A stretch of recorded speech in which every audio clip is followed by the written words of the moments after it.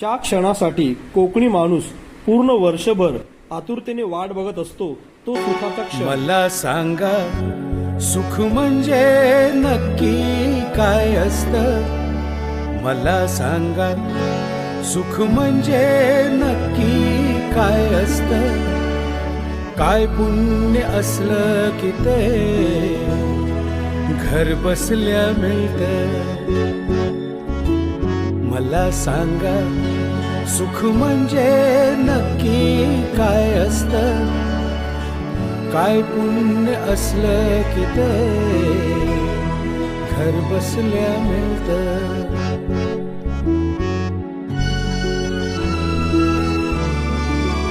देव देतो तेव्हा छप्पर फाडून देतो. हवय नको ते म्हणणं प्रश्नच